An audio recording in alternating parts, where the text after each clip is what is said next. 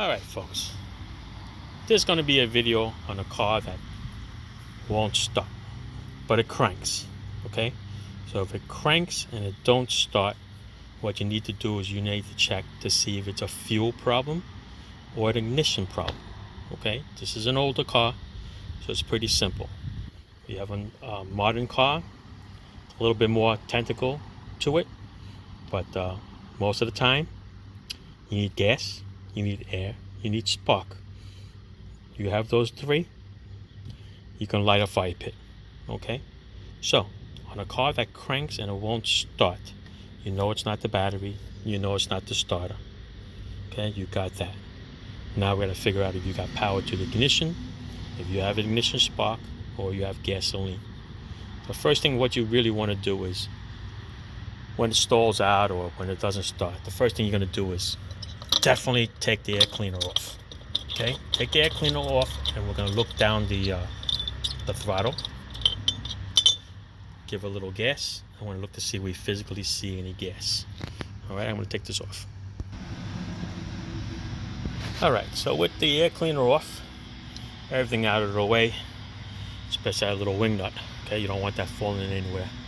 We are going to climb up into the carburetor, look down the throat, and what we're going to do is we're going to pump the gas, and we're going to actually look for fuel that's sitting in this bowl that will now pump in there.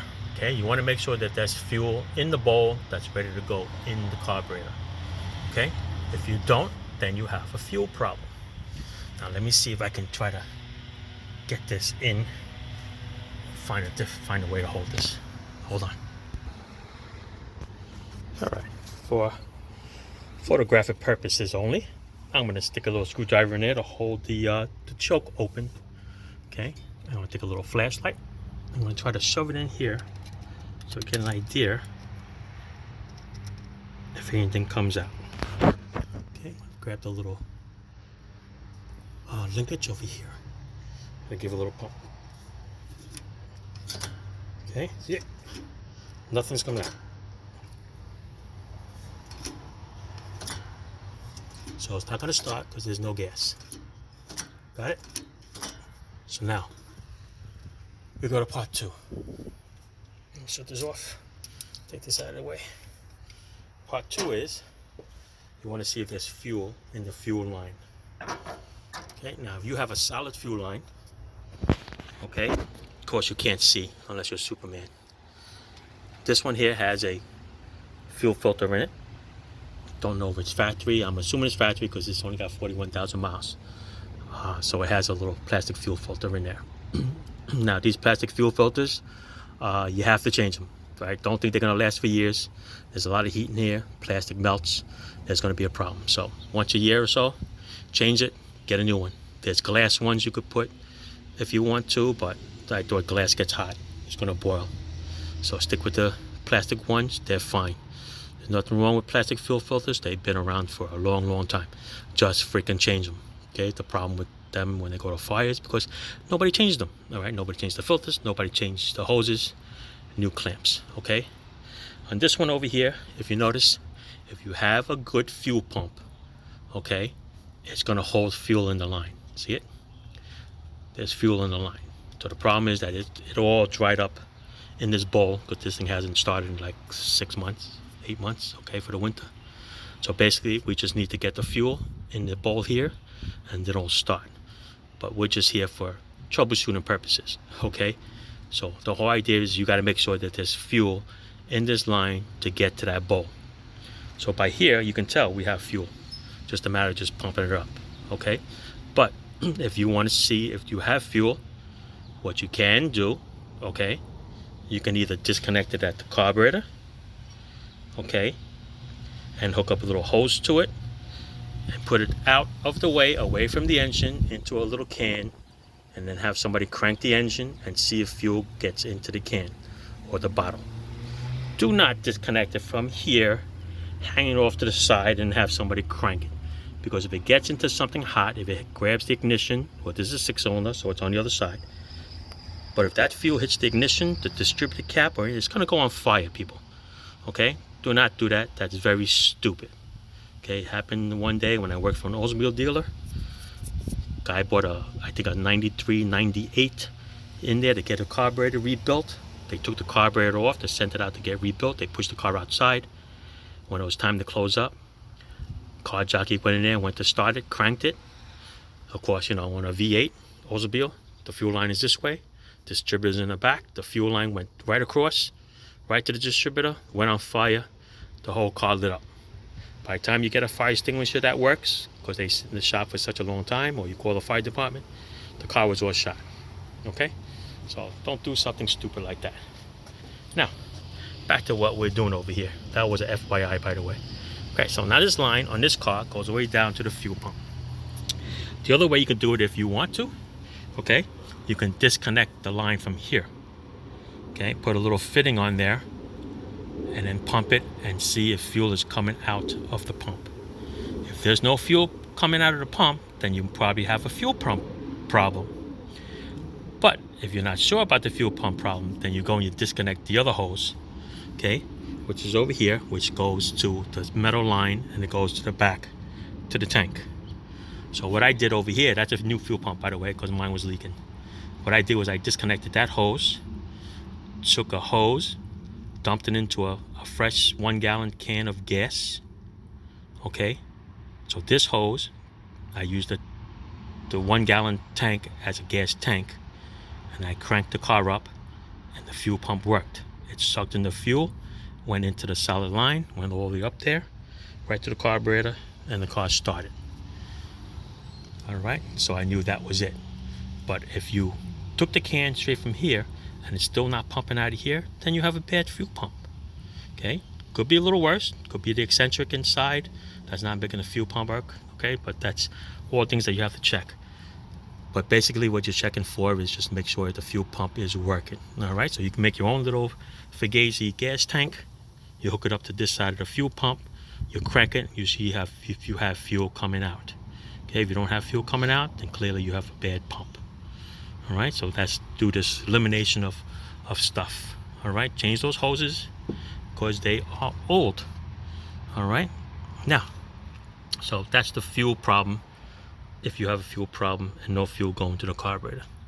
Now what we're going to do here is we're going to check for spark. You guys know how to check for spark?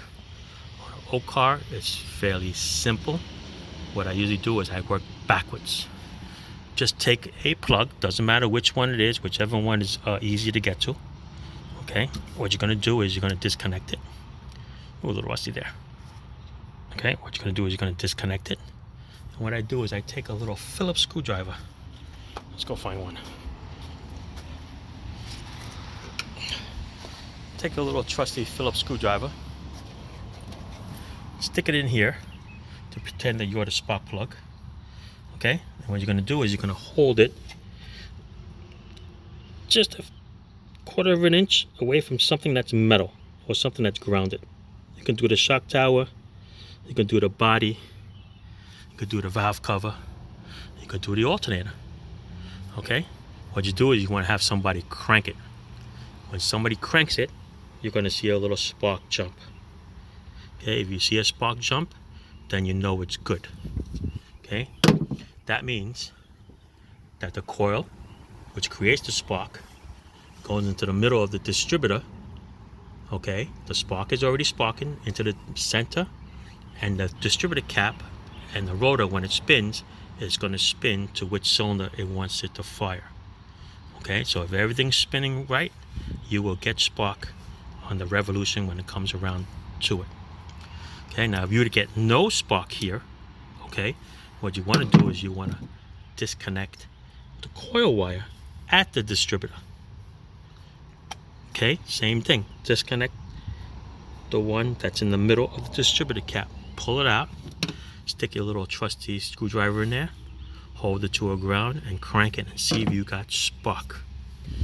If you have no spark, then that means it's a possible coil problem or a possible wiring with the coil. Okay, you got a hot wire there, you got a ground wire there. Go get yourself a nice manual and figure out your wiring problem. All right, so that's it. So you're gonna check for spark, check for gas. Air is natural because you're breathing it anyway. All three of those items would start your car. Alright, if I forgot anything, just leave it in the comments over there. Otherwise, this works for most cars. Even though I'm showing you a Dodge Dart here with a 6-cylinder, it's the same for an 8-cylinder, 6-cylinder, old carburetor. Alright, so this one I know starts. Problem is that just needs a little gas in there. So could do a couple little things here. You can get a little bottle of gas and stick it in there. Just pour just a little bit in there and it'll start right up. Once it runs, the thing pumps, it's gonna go. Alright, so that's what I'm doing. I'm gonna put the air cleaner back on, assemble most of this together, and I'm gonna crank the little bugger up. Alright, so I put a little gas in there and give it a little crank. I don't think there's any room in there for me to get my gas pedal in there with my hand. But we're gonna see if we can turn this little sucker. See if it starts on the first crank. Let's pump the gas pedal. If I can find it. Let's see if it goes.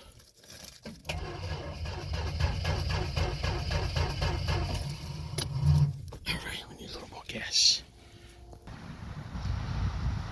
Alright, took a little screwdriver in there to keep the choke open a little bit because it was fully closed. Too tight. And it won't start. Let's try it again.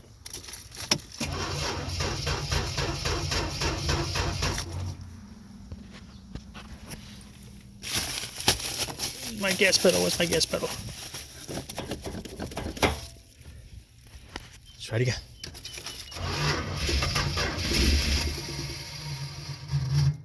Almost. Try the gas pedal again. Alright, let's see. I'm going to do two hands. Hang on, I'm going to use my hand for the... there you go. So I needed my hand for the gas pedal and to crank the key. Starts right up. Alright, once it's warmed up, take the screwdriver out of there. Look at the fuel. See it? There you go.